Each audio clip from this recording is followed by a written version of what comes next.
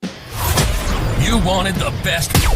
You've got the best podcast. The hottest podcast in the world.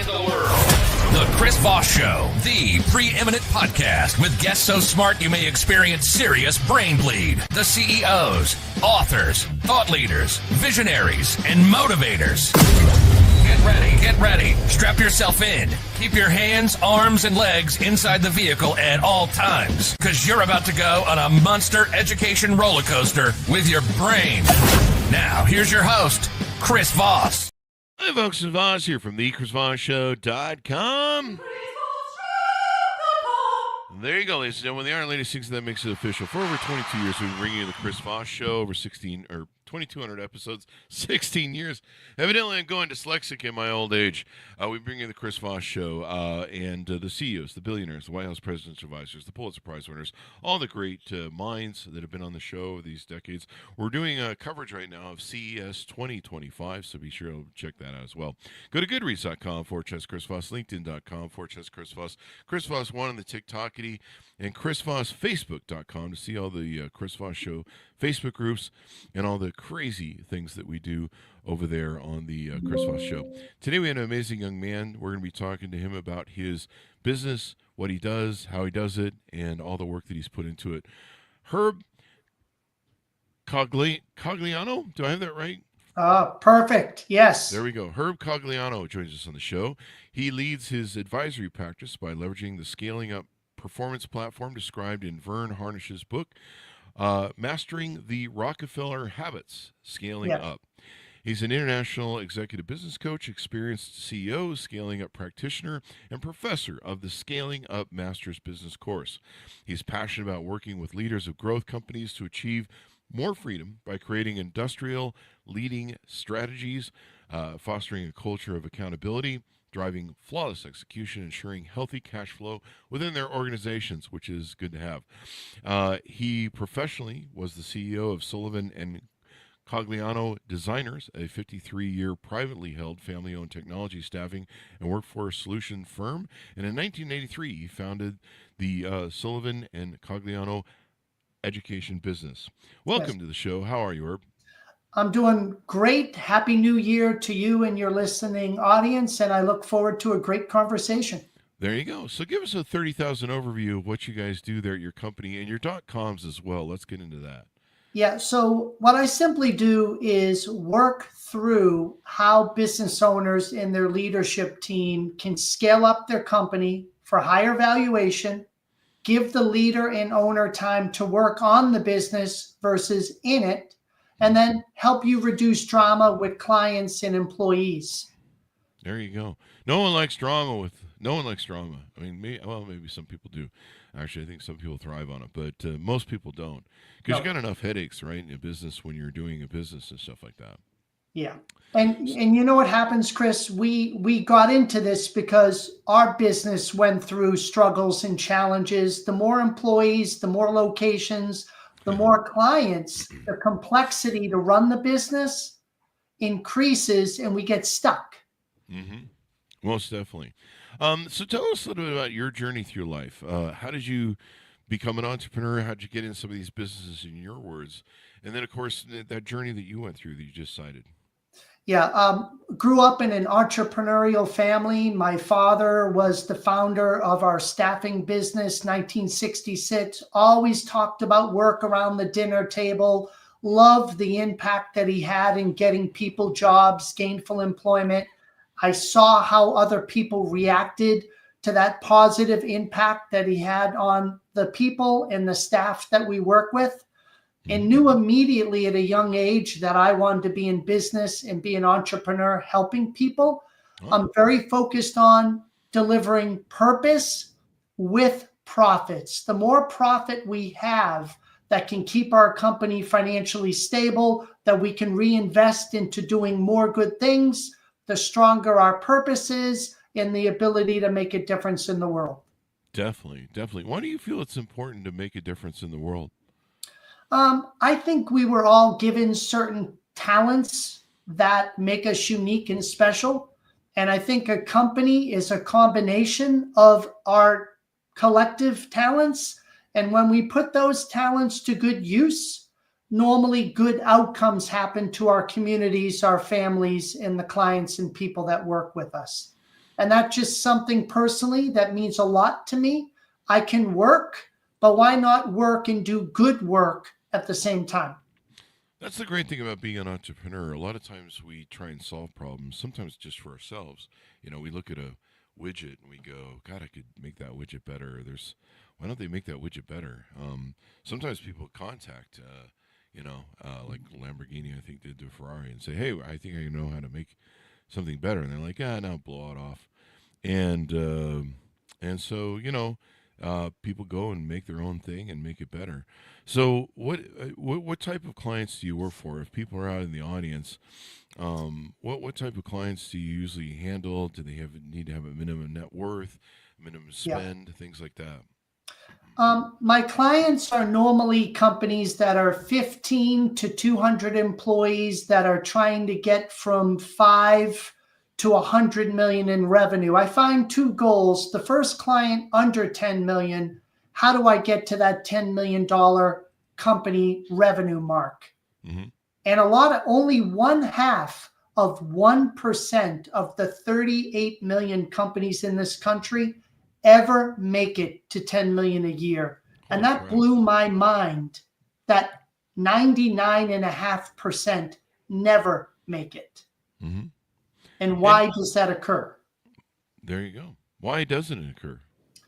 Yeah, three things. Number one, we are a lifestyle company, some of us, and we enjoy keeping it small and keeping it very focused, and nothing wrong with that.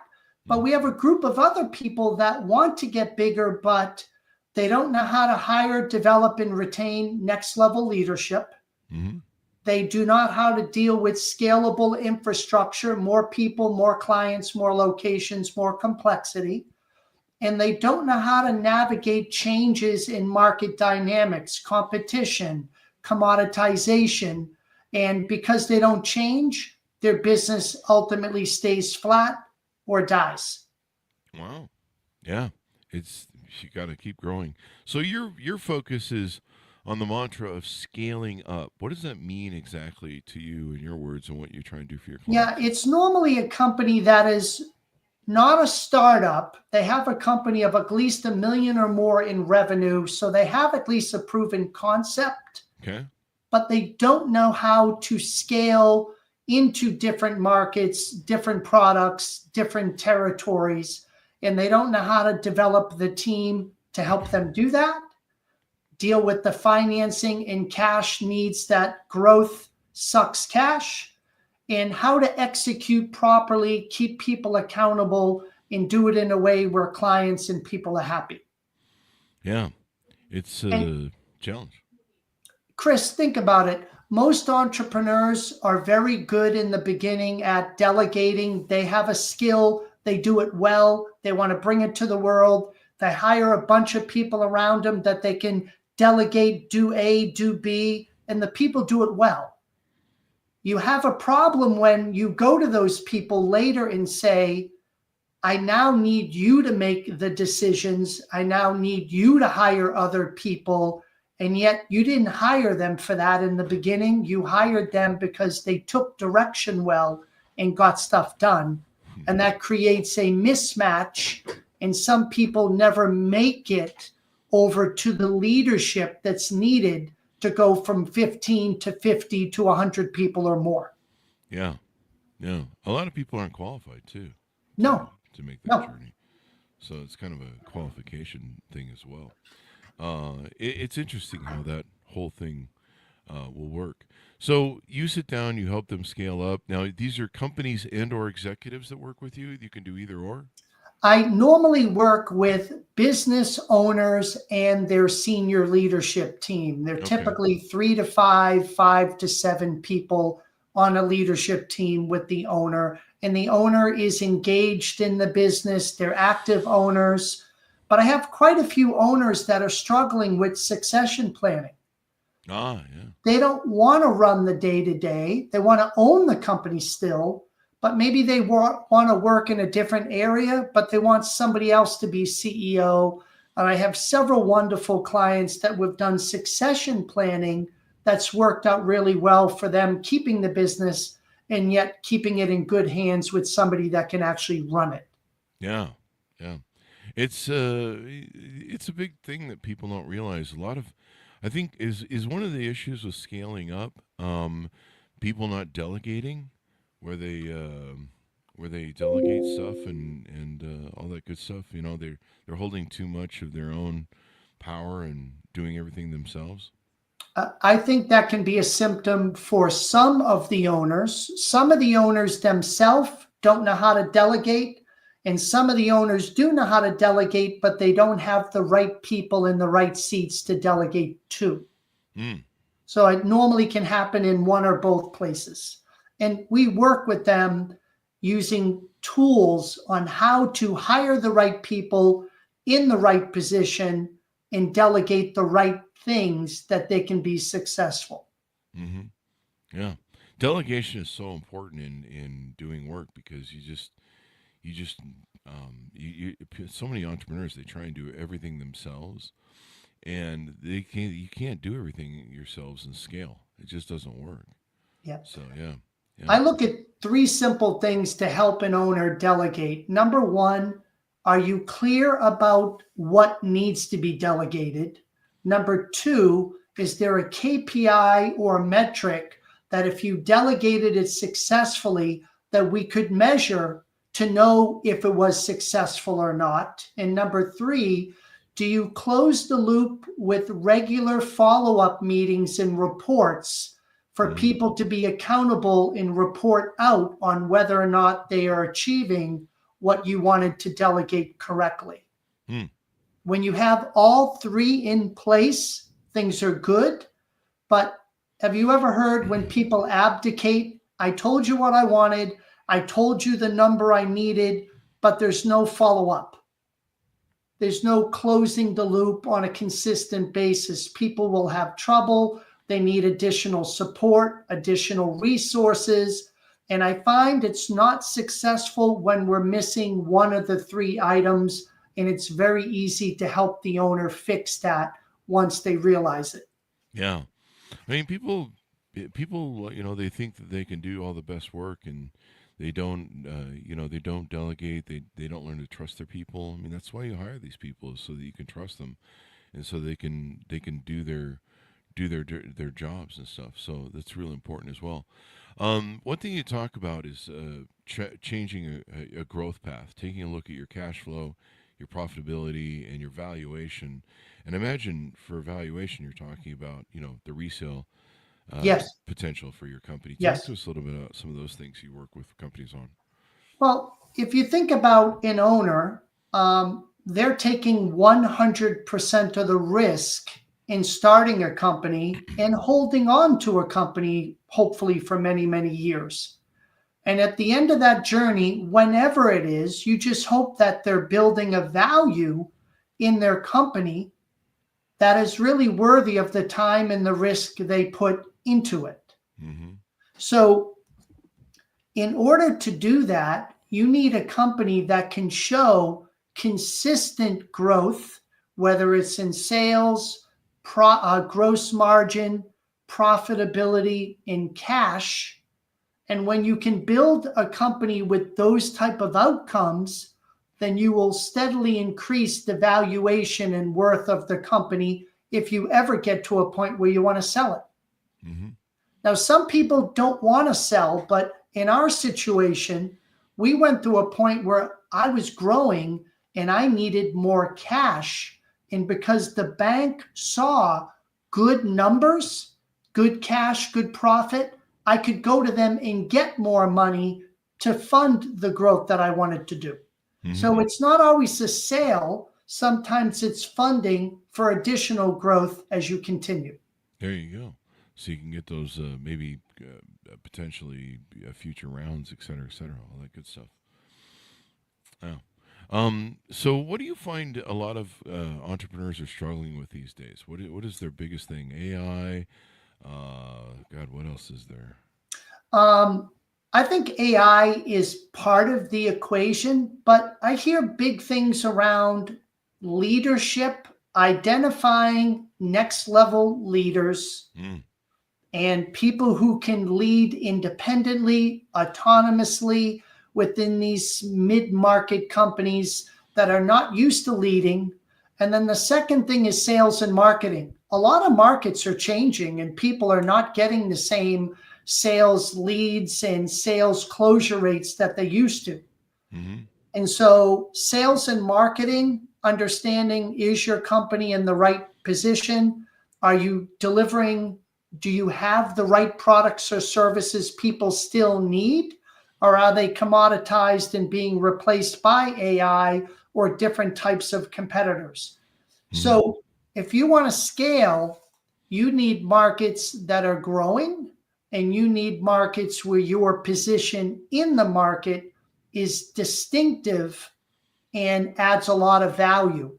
And a lot of companies have lost their kind of positioning, and that's why their sales are off. And we need to help reposition or pivot the company into the next growing market to restart the growth they used to have. There you go.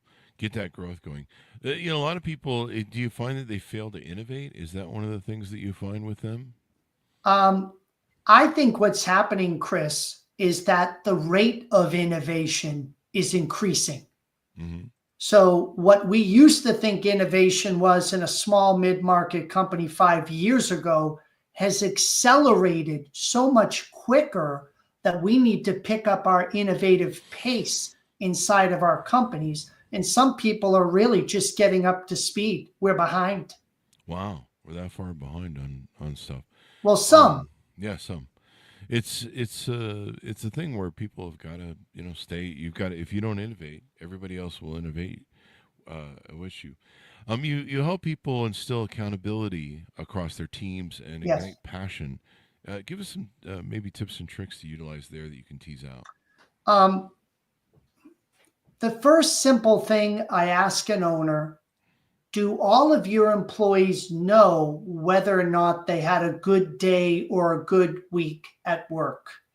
You would be surprised, Chris, if you went to company, employee to employee, and asked that question, how many do not have specific KPIs or metrics that they measure to tell them whether or not they had a good day or good work or a good week.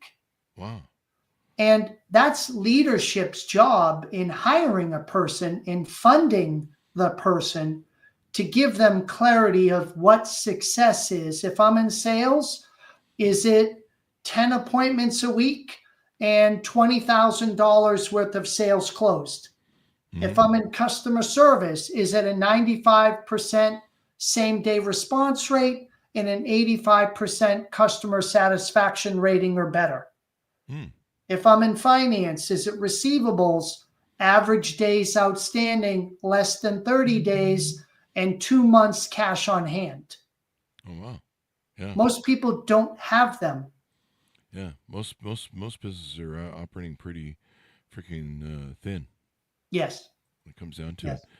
And keeping those employees happy. I mean, it's kind of interesting where trying to keep everybody happy nowadays, including yourself, is a hard balance to take and achieve.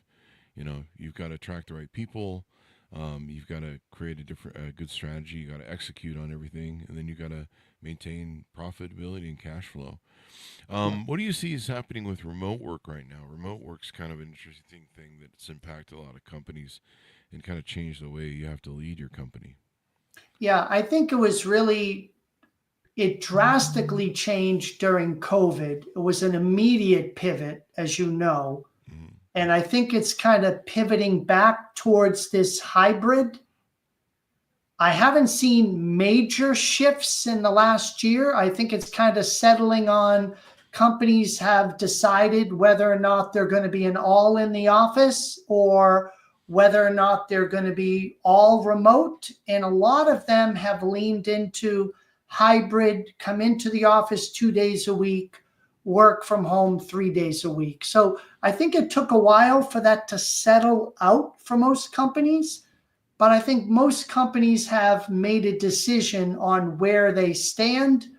And then the employees are going to make a decision on what type of company do I want to work for, on-site, hybrid, or fully virtual.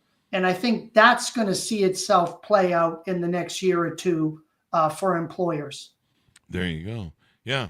I mean, it's gonna be a wild trip and seeing how that plays out and what's in it. So let's talk about some more of your services. I noticed that there's Sure. a few different things in your website here. There's a complimentary growth assessment, Yep. and there's a complimentary no risk discovery meeting people can do with you. Tell us Yeah. about those offers as well. So think about your business is not achieving what you'd like to achieve, Chris, and you're not sure why. You have some ideas, but you're not really sure because you've been working on it for a while, and yet the business numbers are not improving. Hmm. Well, if I, as an individual, don't feel well, I go to a doctor, and a doctor, I tell them the symptoms, and they diagnose what's wrong with me and hopefully give me the right medication. Hopefully, yeah. As a coach and a CEO of companies, I don't want to just pretend I know what the challenge is with your company. I have to do an evaluation, a diagnosis to uncover really where the challenge is. That assessment helps me diagnose, like a doctor, where your company may not be doing well. And then, based upon the proper diagnosis, I can prescribe the right tool, the right methodology to help you get well. And Mm, that's simply what I do. I diagnose, I educate you on the areas where your company needs to improve. I give you medicine or tools to help you get better. And then we keep repeating that cycle over and over until you get to the desired level that you want your company to be. that's a good place to be. Yeah. Get better, do better, all that good stuff. There's another thing you have on your website, a complimentary growth kit. It Yes. looks like maybe a kit or worksheet manual. Yeah. So it's two really important things. Number one is the first chapter in scaling up is the barriers to scaling up. Mhm. So it gives the owner a perspective of what are the barriers that could be stopping me. And now you've created awareness. That second one is really what I'm dealing with right now. And then the growth toolkit is complementary scaling up tools that I use with the client, that I give to anybody that would like to look at them or use them, whether you use me or not. It's a complementary toolkit of things I work with to help companies get better and grow stronger. There you go. And it looks like you got several services too on your website. There's the CEO Executive Coaching Program. There's Yes. the Mastermind Group Executive Coaching and the Leadership Team Executive Coaching. You want Yeah. to tease us out a little bit of those? Yeah. So some companies haven't had the time to build out a leadership team. So maybe it's the owner and a number two, and that person really could benefit from one-on-one CEO coaching. And my coaching will help them uncover where the company needs help and then specifically how to build a leadership team bench. The Hmm. second mastermind program is for smaller companies, typically under 10 million, that really want a more affordable program to get scaling up training for leadership teams that are typically no bigger than 3 to 5 people. And the third program is a private program for just the company owner and the full leadership team to use scaling up to help get their company to the desired level that they want. There you go. Well, this is ways to go, and the people can help their businesses by working with you. As we go out, give people your .coms, tell people how they can onboard with you, and all that good stuff. Sure.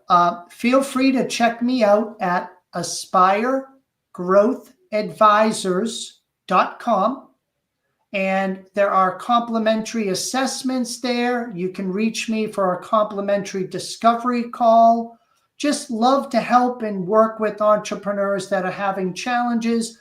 And even if there's nothing I can do directly, having a conversation to just confirm some things or just get a referral, I'm happy to help in any way that I can. And just thank you, Chris. It's been a pleasure being here with you today. Thank you. And thanks, Ernest, for tuning in. Go to goodreads.com/Chris Voss, LinkedIn.com/Chris Voss.